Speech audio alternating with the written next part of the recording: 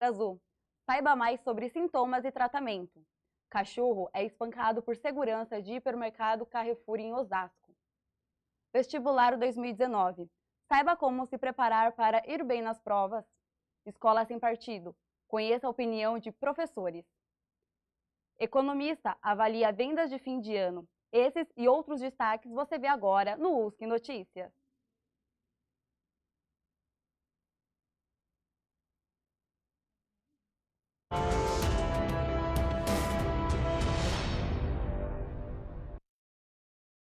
É importante continuar atento aos perigos do câncer de próstata, que vai atingir até o final do ano um total de 68 mil pessoas, segundo o INCA.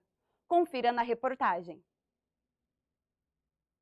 Mês de novembro acabou, e com ele a campanha do Novembro Azul, que intensifica a prevenção ao câncer de próstata também. A doença é o segundo tipo de neoplasia que mais atinge os homens. O USC Notícias conversou com o Dr. Pedro, que explicou sobre a importância de fazer os exames regularmente, não só na época da campanha.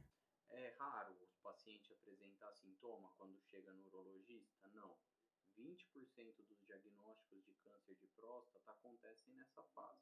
O câncer de próstata ele só vai apresentar sintomas tardiamente, ou seja, quando o paciente já tem uma doença avançada, localmente avançada, ou então doença metastática, quando a doença já passou da próstata e está cometendo outros órgãos vizinhos, seja a bexiga ou os ossos. Apesar dessa demora, os sintomas aparecem. O urologista descreve o que acontece com o corpo. Quais são esses sintomas? Normalmente associados à dificuldade urinária. Então o paciente vai ter dor para fazer xixi, ou vai ter retenção urinária, né? Ou ainda sintomas não relacionados à parte miccional. Como eu disse, a doença pode ser já metastática e acometeu principalmente os ossos. Quais ossos? Da bacia. Então o paciente às vezes chega com dor na coluna lombar, dor nas pernas. Perguntamos ainda o que fazer no dia a dia para diminuir as chances de contrair a doença. A vida saudável, isso que é meio consenso para várias doenças, né? Não só para o câncer de próstata, mas que evitar o consumo exacerbado de gordura, alimentos gordurosos, previne do câncer de próstata. Foi feito vários outros trabalhos mostrando outros alimentos que estariam relacionados com a doença. Nada disso chegou a um consenso.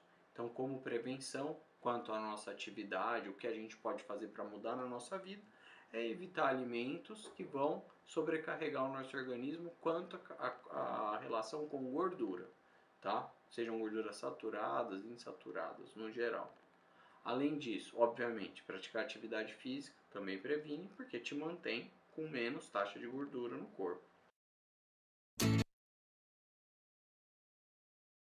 Representantes de entidades de proteção aos animais fizeram uma manifestação em frente ao hipermercado Carrefour no último domingo. Na semana passada, um segurança foi flagrado praticando atos de maus tratos contra um cachorro. O vídeo gravado pelas câmeras de segurança do local mostra um funcionário do supermercado espancando o animal no estacionamento com uma barra de alumínio.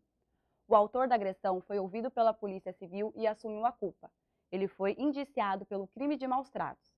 A pena prevista é de 3 meses a 1 ano de prisão, além de multa. E a Cidade Sem Limites está repleta de eventos culturais para você aproveitar. Acompanhe as novidades em nossa agenda cultural. E aí, pessoal, vamos dar uma olhada na agenda semanal de Bauru. Para começar a semana bem, a exposição Do Toque ao Clique, a história da música automática, continua disponível no Sesc de Bauru, que também vai oferecer amanhã, dia 11, um curso de confecção de jogo de dominó em madeira, com aulas do artista plástico Gastão Dobreix. O Sesc de Bauru também vai sediar nesta quarta-feira, dia 12, o lançamento do disco Hawks, do cantor e compositor paulista Edu Sereno, com participações de Ana Trea, Camila Brasil e Luana Artemis. E para quem gosta de meditação, o Sesc também promove dia 14 uma vivência de Tai Chi. A prática utiliza movimentos suaves, combinados de respiração profunda para relaxar o corpo e a mente. Todas as atividades são gratuitas e as inscrições podem ser feitas através do site www.sesc.com.br. Para fãs de stand-up, entra em cartaz hoje às 20 horas o show especial de Natal do comediante Jonathan Nemer, no Teatro Municipal. Corre que ainda dá tempo de assistir. E é claro que essa semana também tem novidade para quem curte pegar aquele cineminha. A próxima quarta-feira, dia 12, é marcada pelo lançamento do tão esperado Aquaman, estrelado pelo astro Jason Momoa, Patrick Wilson e Nicole Kidman. Time has come for Atlantis to rise again. We must stop him. And how do you propose we do that? By retrieving this. I already got one of those.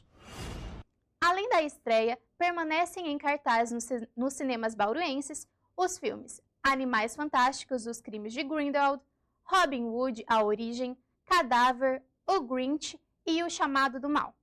É isso aí, galera. Eu vou ficando por aqui e tenham uma ótima semana.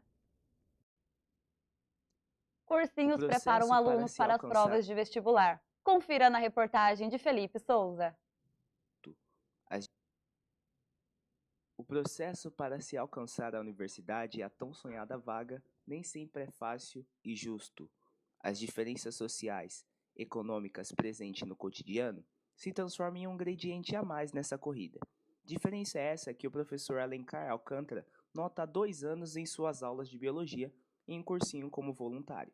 Esses alunos, quando eles vêm conversar com a gente e a gente acaba vendo o nível de desnivelamento que é presente entre os dois, a gente volta de novo para essa coisa do material.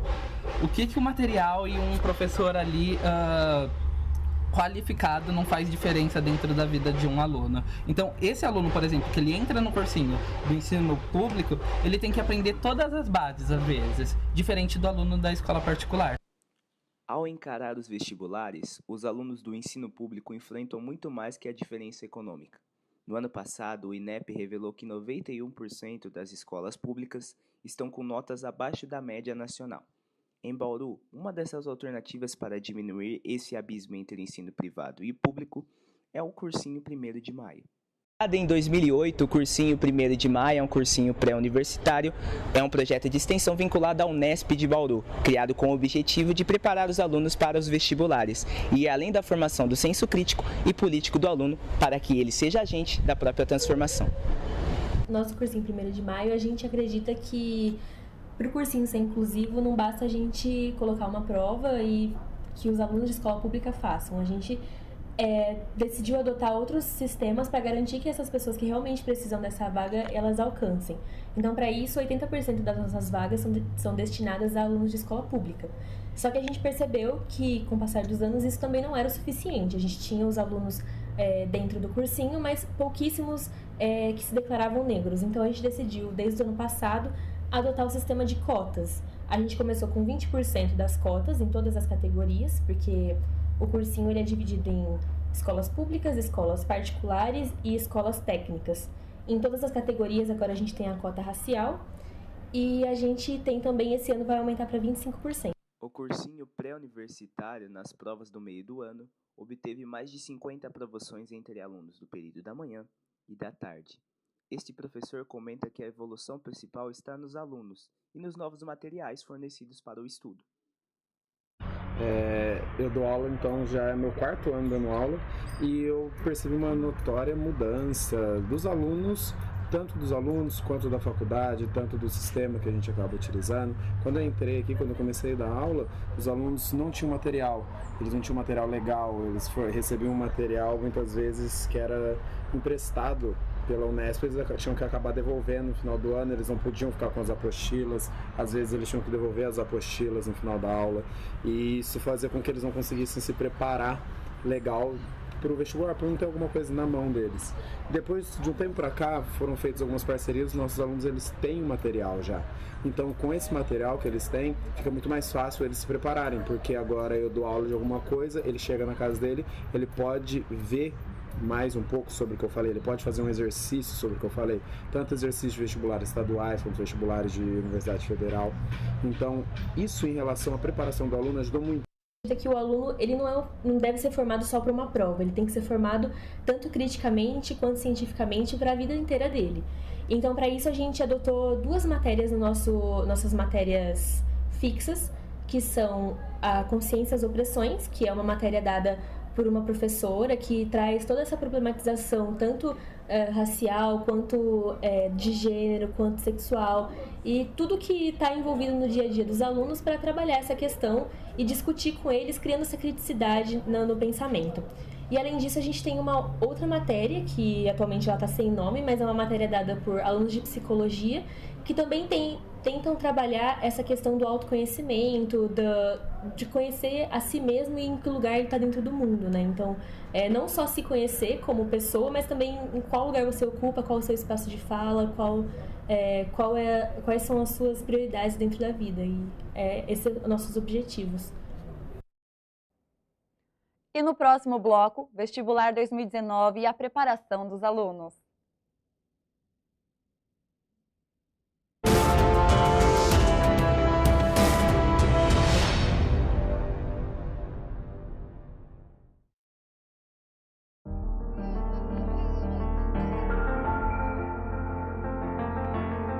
Você já percebeu que tem gente que nasce sabendo o que vai ser quando crescer? E tem quem passe a vida inteira em busca de coisas novas. Tranquilo, nem todo mundo é igual. Tem gente que gosta de sala de aula e quem aprende de um jeito diferente. Quem é incansável nas leituras e quem prefere pôr a mão na massa. Tem quem questiona e quem encontra as respostas compartilhando soluções. Os que são da ciência e os que são da vivência. Tem os que buscam por experiências no mercado de trabalho e os que criam novos mercados. Os que são do mundo e os que transformam o próprio mundo em grandes conquistas. Tem os jovens e os outros jovens, capazes de preparar líderes e verdadeiros profissionais, humanos. Tem os que vivem essa fase da vida feita de infinitas possibilidades. O importante é começar. Vestibular 2019 da USC. O primeiro passo para suas novas descobertas.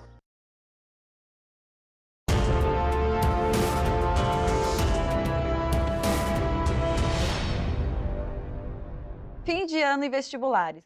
Concorrência aumenta cada vez mais e alunos mostram qual é a importância da dedicação e os resultados de quem se prepara para as provas. Confira agora na reportagem.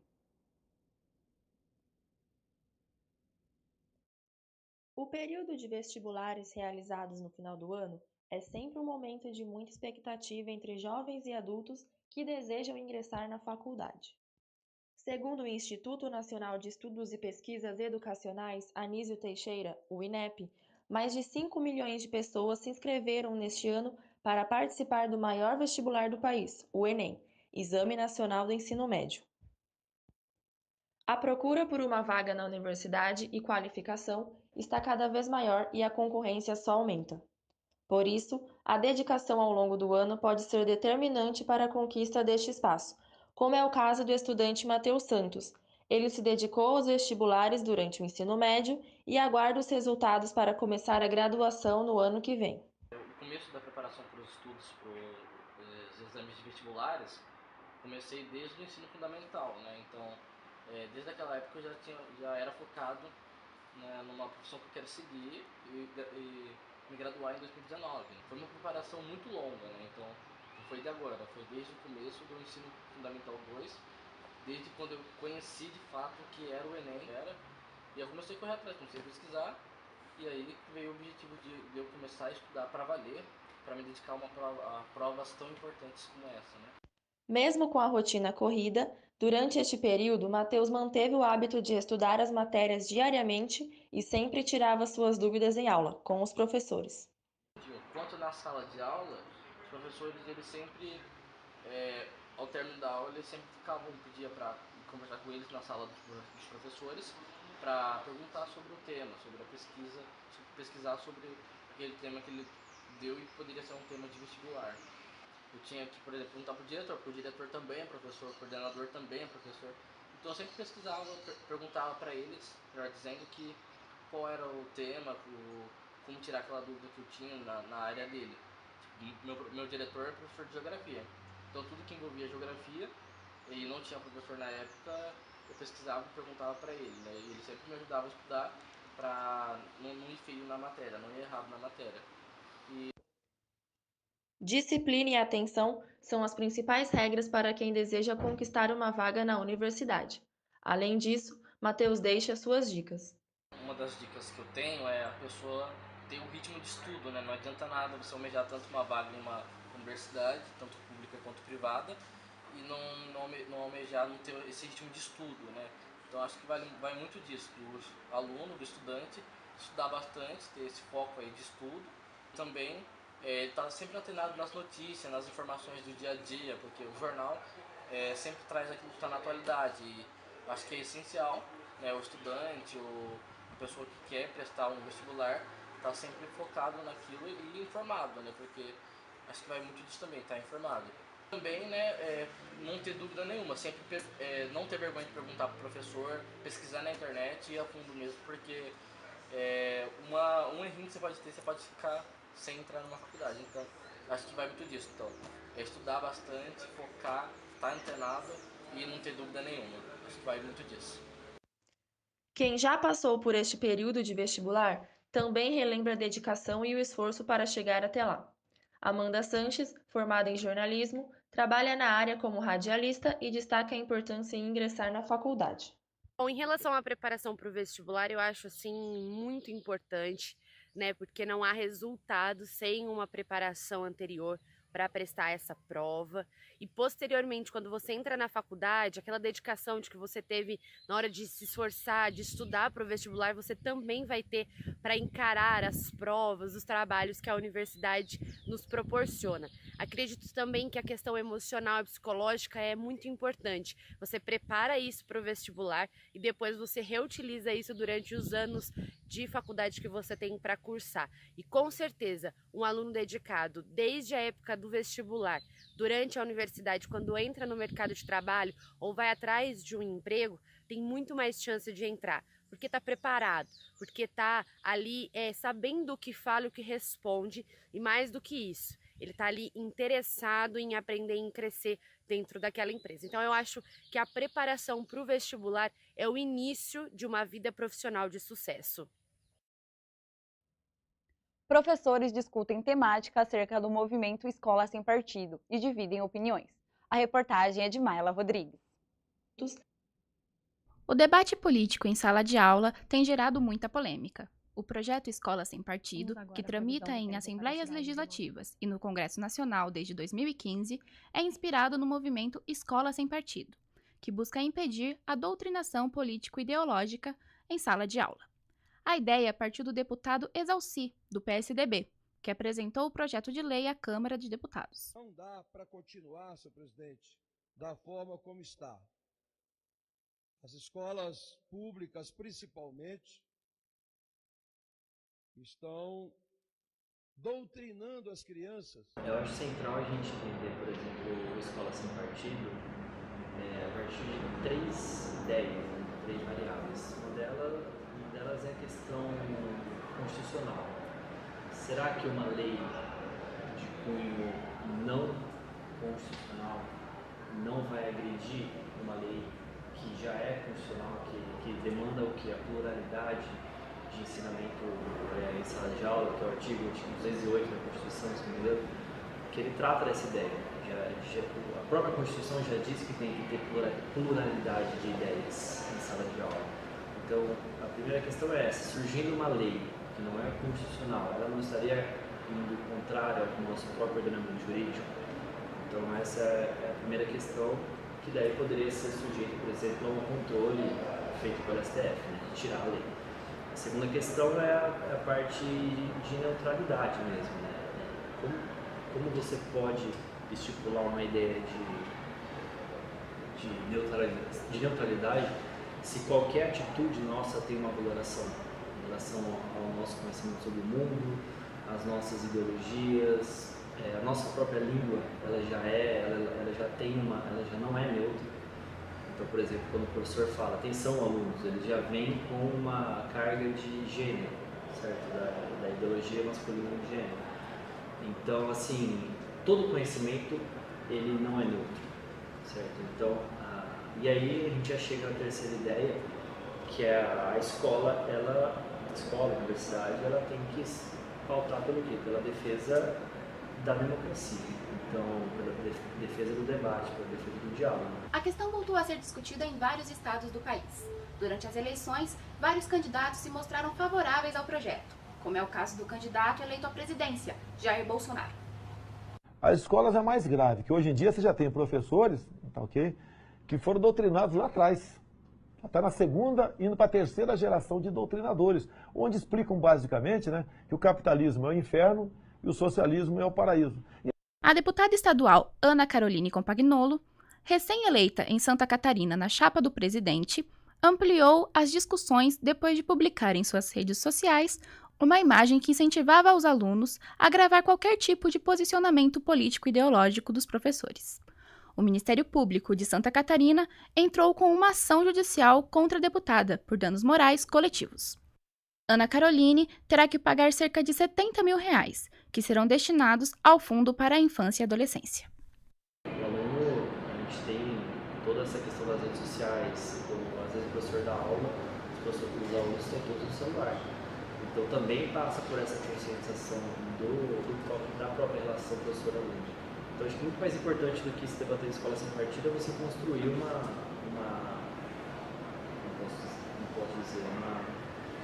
fortalecimento institucional da escola, da relação professor-aluno e também, claro, do professor em si. Então, Na internet, os professores comentaram a publicação da deputada e a dificuldade de se manter o respeito entre aluno e professor em sala de aula. Não existe nada hoje, legalmente, nem na LDB, número 9394 de 1996, nem na Constituição Federal de 88, que dirija a escola, a fala dos professores, a organização didática, a organização do trabalho pedagógico para uma proposta de escola sem partido. O que existe na LDB, no artigo 3º, que são os princípios da educação nacional, é um item que fala que a escola tem liberdade de ensinar, de aprender, de pesquisar, de promover a arte e o saber, né? Então, os princípios legais que constam na LDB, na Lei 9394 de 2006, dão plena liberdade da escola, do professor, trabalhar com o aluno de forma a desenvolvê-lo plenamente, né? De forma a desenvolver as suas capacidades, as suas competências, as suas habilidades. Então, hoje, legalmente, não há nada que diga e que ampare o movimento Escola Sem Partido, né? Uma outra coisa que eu queria registrar é o seguinte: não existe escola sem partido. A partir do momento que o professor entra na escola, é muito difícil o professor trabalhar nesse sentido de não ter um posicionamento, uma ideologia, com questões simples. Eu acho que a escola tem um papel que fica muito entre a competência técnica de ensinar, de preparar o aluno para o mercado de trabalho, para a cidadania. Então fica muito entre essa competência técnica que o professor tem que ter e o comprometimento político. Então o professor, quando ele entra dentro de uma sala de aula, ele não tem só a didática, ele tem um comprometimento político, né? Eu acho que é isso que tem que ficar claro, né? E ele não se despe disso, ele não joga todas essas concepções lá fora, não deixa todas essas concepções lá fora, né? E entra despido dessas concepções, desse próprio comprometimento político que ele tem e que ele deve ter, inclusive. Vamos agora à previsão do tempo para a cidade de Bauru.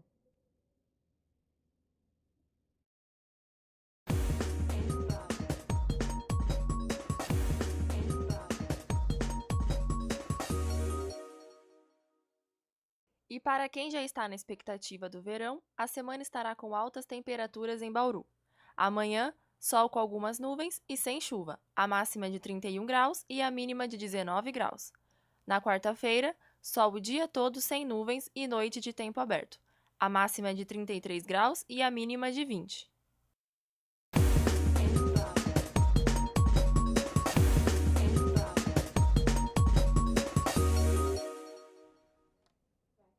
Veja no próximo bloco as vendas de fim de ano e o aumento de lucros dos lojistas.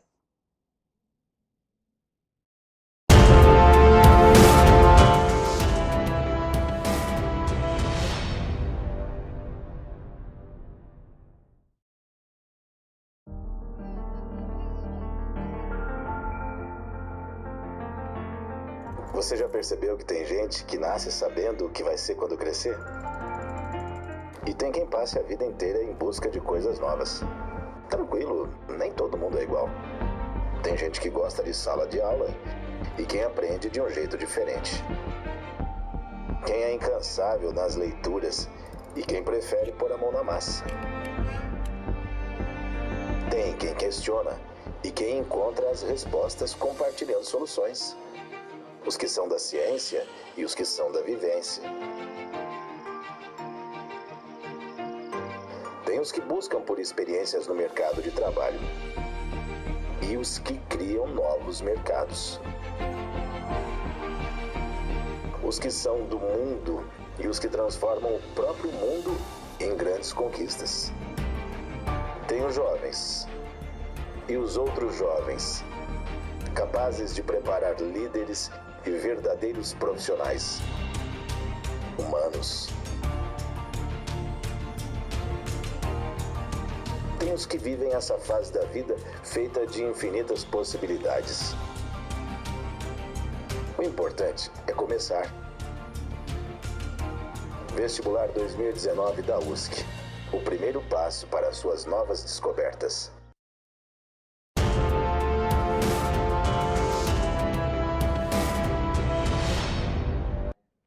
Apesar da crise econômica, o centro de Bauru mantém a tradição de aumento de vendas na época do Natal. A reportagem é de Thalia Manzucci. Fim de ano chegando e a expectativa pelas festividades dá início à euforia para a compra de presentes de Natal ou Ano Novo.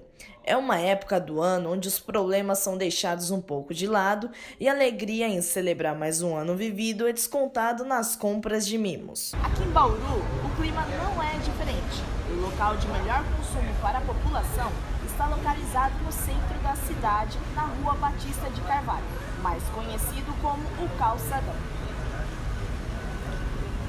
O consumo é ainda maior quando o local tem praticamente de tudo, desde calçados, roupas, cosméticos, eletrodomésticos até a arte. Olha, o Calçadão é o seguinte, é como se fosse um shopping, entende? Eu digo assim, um shopping aberto, livre, que dá condições para as pessoas ficarem mais à vontade, porque são várias lojas, então a pessoa tem mais facilidade de escolha. Ele vai numa loja, se ele não agrada para ele procura outra e assim por diante. É por isso que a Batista torna-se um dos padrões principais da cidade de Bauru. Os preços são acessíveis de acordo com a necessidade, porque sempre que chega essa época de Natal, Ano Novo, essas coisas, as pessoas vêm procurar o Calçadão porque ela tem mais oferta. Diferentemente dos anos anteriores em relação à crise econômica, 2018 é um ano positivo para Bauru, já que a cidade se insere no contexto de maior mercado consumidor do interior paulista. O professor e também economista Fred Matano analisa que a economia vem sendo positiva. Esse ano, o Boletim Focus do Banco Central está mostrando que talvez o nosso crescimento econômico seja na faixa de 1,3%, positivo de novo. Então a gente está recuperando. Quanto ao consumo de fim de ano, a gente sabe que o brasileiro adora dar presente. A gente pode estar em crise que for, mas Páscoa, Natal, Ano Novo, Dia dos Pais, Dia das Mães, Dia das Crianças, Dia dos Namorados, a gente sempre... O que tem acontecido nos últimos anos é uma retração no valor do presente. O Natal está chegando e com ele... A chegada do Papai Noel nos shoppings de Bauru tem atraído uma grande quantidade de pessoas, desde crianças a adultos. Os ambientes, repletos de decorações e climas natalinos, despertam o que há melhor nesta época. Quem conta mais é a repórter Vivian Messias. O Natal está chegando e com ele chegam também as comemorações típicas.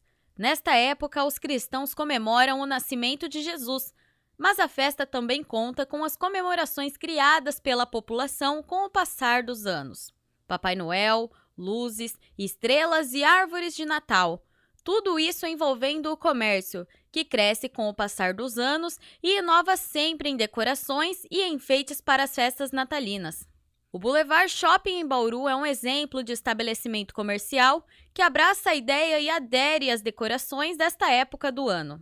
Esta acaba sendo uma forma de atrair o público. Os investimentos em decorações aumentam o fluxo de pessoas nos shoppings. Todos os anos desde sua inauguração, o Boulevard Shopping em Bauru apresenta uma série de decorações de tirar o fôlego da população bauruense. Uma delas é a árvore de Natal que pega os 3 andares do shopping, além das apresentações natalinas para as crianças. As crianças acabam curtindo toda essa magia natalina que é passada de pai para filho.